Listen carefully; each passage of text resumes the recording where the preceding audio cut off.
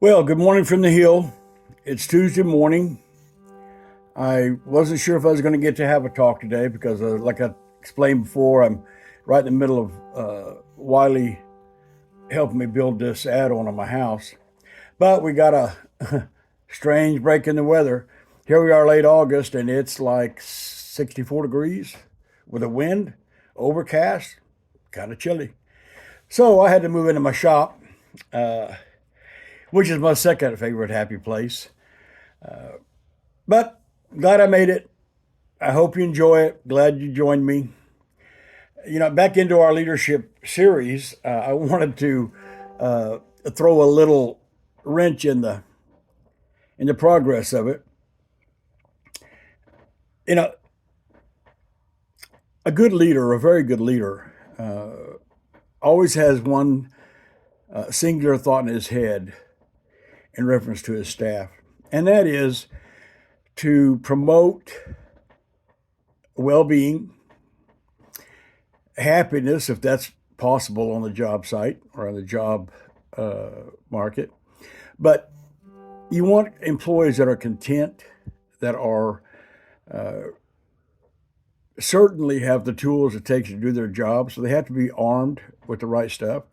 They have to be forearmed and forewarned of the surroundings in reference to what the task is or what the job is. So you, a good leader spends a lot of time, expends a lot of time, a great deal of time on, I'm going to use that word that I told you was coming, massaging his employees. And that sounds a little bit weird perhaps, but that's exactly what it is. I mean, you're massaging their workplace to where they have a happy environment to work in. You're massaging their information knowledge that you give them to be able to cope with whatever it is that we're dealing with. And foremost among that is a very good leader will always have somebody under his wing that he is mentoring to take his spot. Yep, you got to be willing to give that job up. And when that time comes, be it because you moved on to another company or perhaps you promoted up, perhaps you promoted down, or you just left and went to another company. So all those things are ramifications that every employee deals with, and leaders are no different. So, with that in mind, you should always have somebody under your wing that you are mentoring, training to take your spot. That's the number one thought when it comes to employees for a leadership. I've said before, and you've probably heard thousands of times, that a great leader surrounds himself with great people, surrounds himself with knowledgeable people that have his back, hard workers, loyal, big old scoop of tenacity, an even bigger scoop of integrity. So, having said that, it behooves you as a leader to be mentoring someone for that step for when you're gone. Hey, there's a lot of things are involved in interviewing people, hiring people to surround yourself with. It can get plumb comical. It can certainly be frustrating, but you have to remember that 15-minute, 30-minute, 1 hour, whatever time span it is in that interview, is probably the best you'll ever see that employee. They're going to be on their best behavior. They're going to try to say the right thing.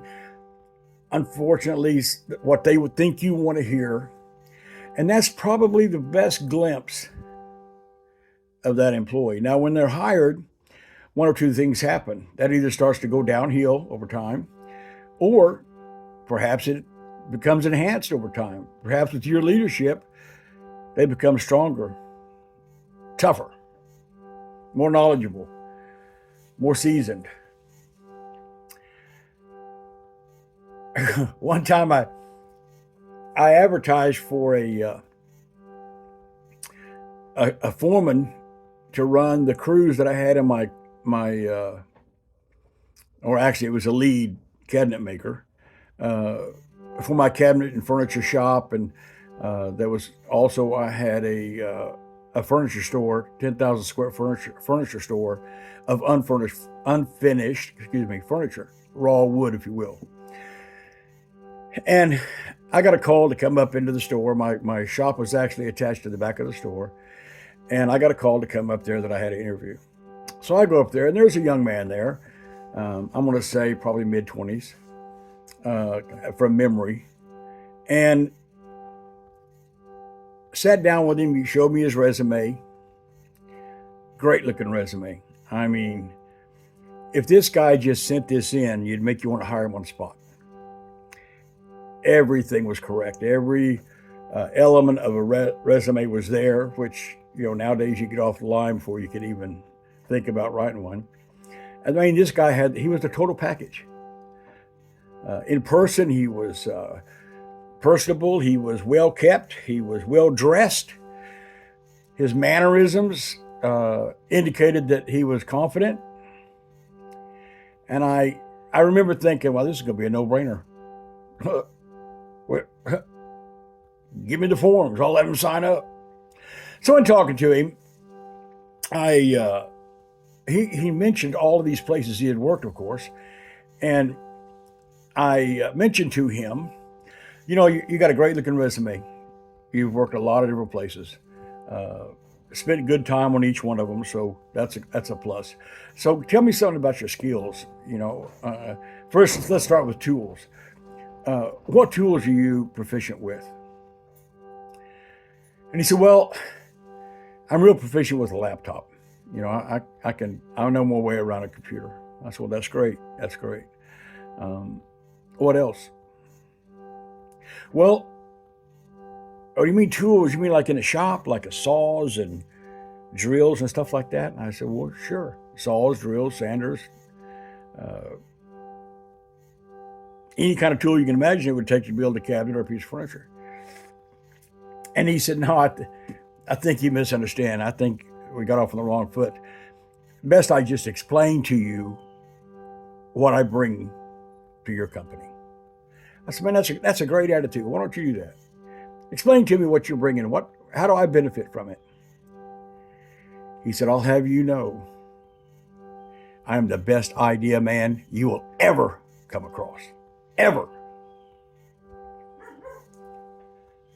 Well, that took me back a minute. That was a first.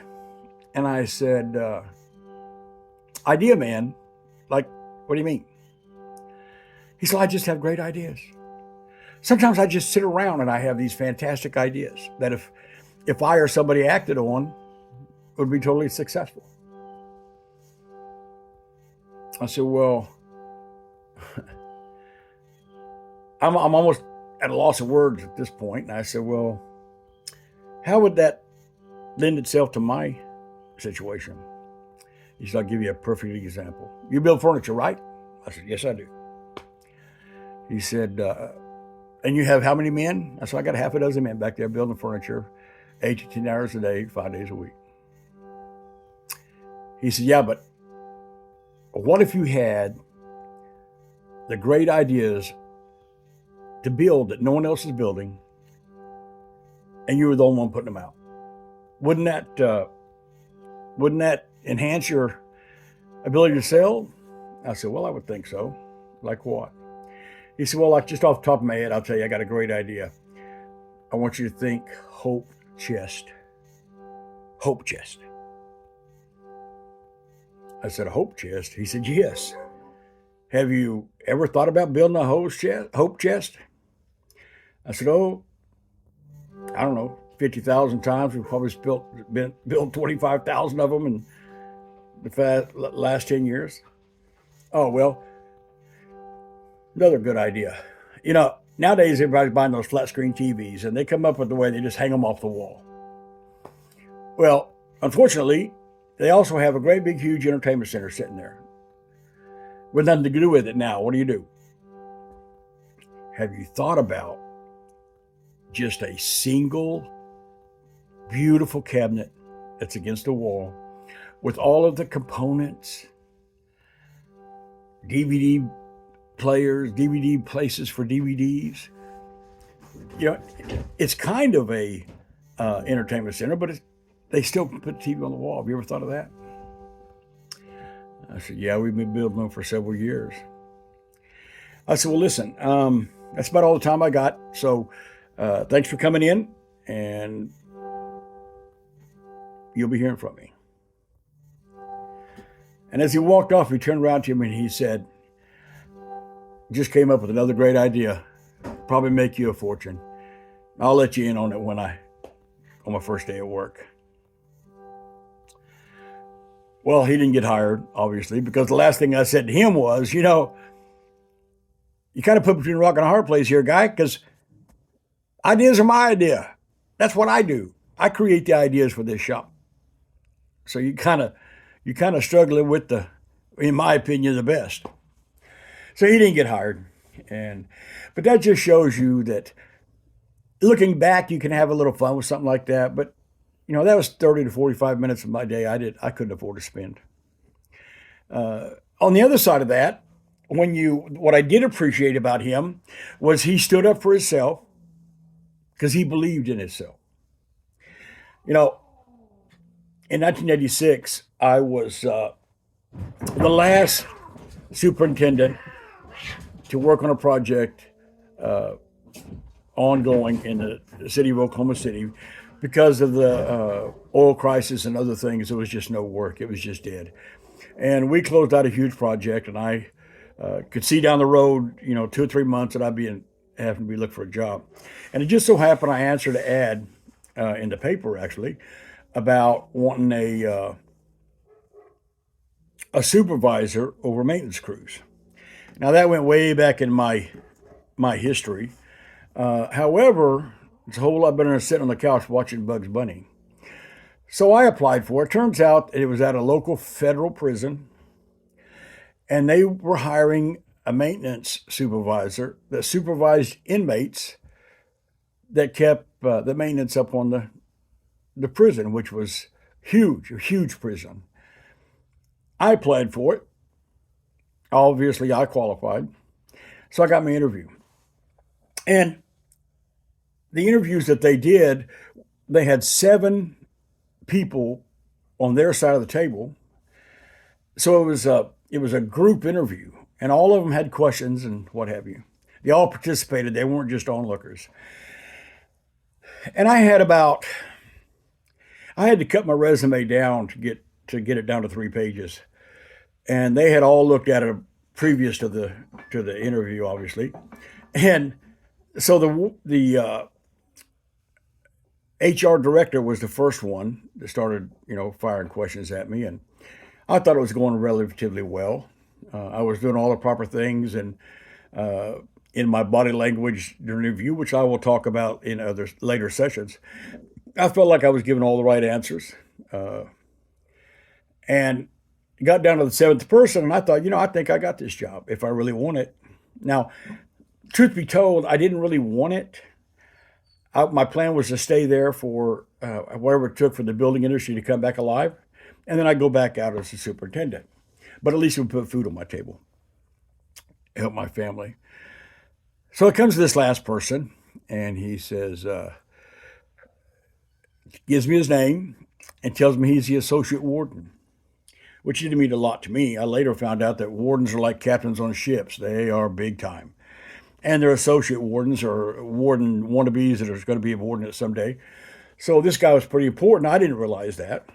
And to me, an associate warden meant, you're an assistant. All right. He said, I got to tell you, I've looked at your resume half a dozen times. And to be frank with you, I think you're full of bull. You're 30 years old.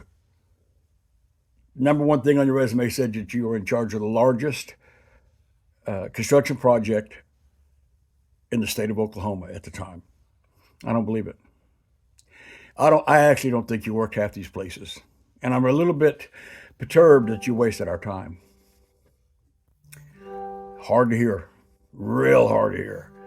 So I kind of sat back a minute, and pondered this a minute, changed my body language to where I was a little more offensive, a little bit more aggressive off on the offense, not the defense. And I said, well, let me tell you, what was your name again?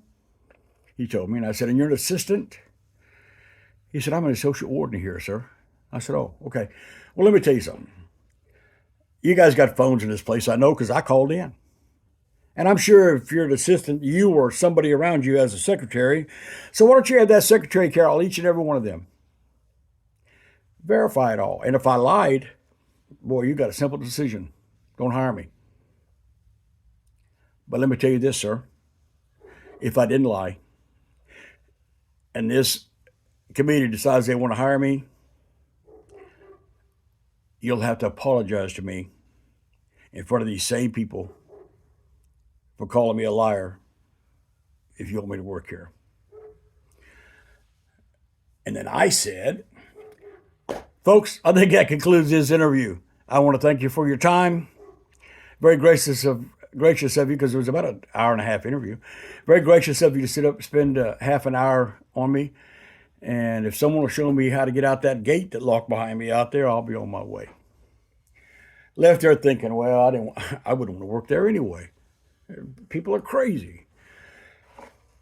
3 days later, I get a call from the head of human resources, and she said, hey, we'd like to offer you the position of maintenance foreman here at El Reno, and we want to know when you could start. But before you answer that, let me tell you that we have an opening at our training center that starts January 6th. So can you start on January 6th? I was dumbfounded. I'm not going to lie. I was absolutely dumbfounded. And I said, sure. I said, but you do remember my last words when I left that meeting, correct? She said, well, that'll all be covered when you get here. And I said, okay. That was about 2-3 weeks away. Sure enough, my job did peter out just like I thought it would. Right after Christmas, actually. So I had quite a few days off there. And January 6th, I put on my best non-dress-up clothes I had and went to work. We get there, and the HR director that's there, you have to be escorted everywhere you go, escorts me, not upstairs again, but to another office, which turned out to be the warden. And when I go in the warden's office, HR director introduced me to him. He said, glad to meet you. Great to have you aboard. Have a seat. Well, as I sat down, there was a smaller conference table at that office, and all the people that were in that meeting were around that table. And he said, we have a lot to offer. It's a federal job. I think you'll really enjoy it. I know I have for 20 plus years. So is there anything else that you'd like to know? And I said, yeah. Did they tell you about my requirement to go to work here? He said, yes, they did. Mr. Johnson, you got something to say? He stood up and he said, I'm sorry. I guess we checked everything you had out. You were bona fide, and I owe you an apology. I said, apology taken, no hard feelings, great. They all left. He dismissed them, they left. I started to follow the HR director out, and he said, Mr. Capps, come here a minute. This is the first time I knew wardens were what they were. He said, congratulations on your appointment, but let me tell you something. You ever talk to one of my associate wardens like that again, and I'll fire your ass on the spot. Do you understand that, Mr. Capps? Yes, sir. I picked up that. Yes, sir. So, when you go to an interview, defend yourself. Be righteous. And if you have an interviewee that you're looking at, give them points for defending themselves and standing up righteous in who they are, or what they can do for you. So, I've burned up enough of your time. I'm almost into 20 minutes. So, have a great day out there. Leave me a comment if you can. Maybe you've got an experience that we could all get a chuckle out of. Either way, hit that subscribe button. hit that thumbs up or thumbs down, whatever you want to do. And I'll try to do another one Thursday. And from the hill, you have a great day. Goodbye.